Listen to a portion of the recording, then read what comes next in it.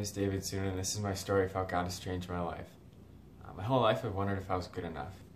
Good enough in school, good enough in sports, good enough that people that wanted to be my friend and hang out with me. And regularly comparing myself to others only made that worse.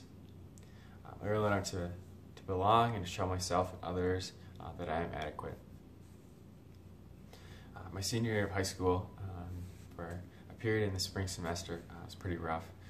2 weeks after vandalizing a former friend's car out of revenge and really escalating the conflict between us, I was caught driving 33 miles per hour over the speed limit.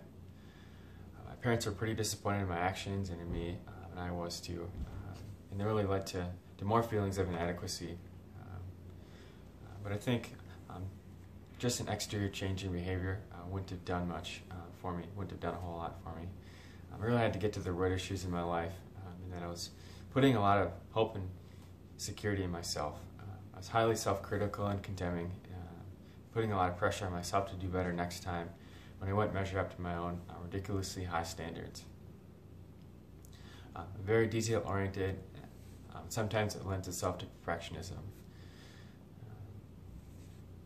But the truth is I'm not good enough, and I can't do it on my own, and I will fall short of my own expectations and those of others sometimes. My experience with going to church when I was younger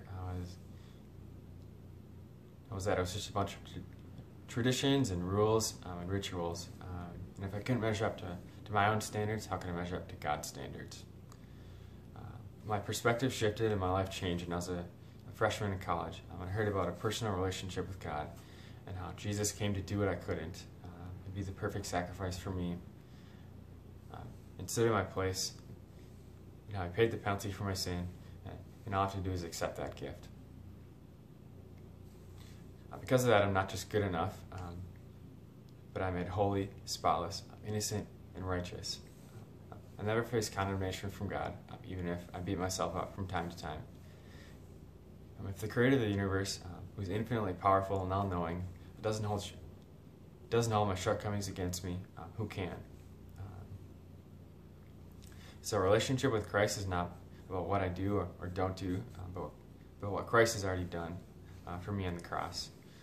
So instead of putting my hope and security in myself and looking to others for affirmation and acceptance, I can find all of that and more in a relationship with Christ. So not only is God not against me, but nothing is able to separate me from God and His love. And so His love for me and His love for you as well is unending and unconditional.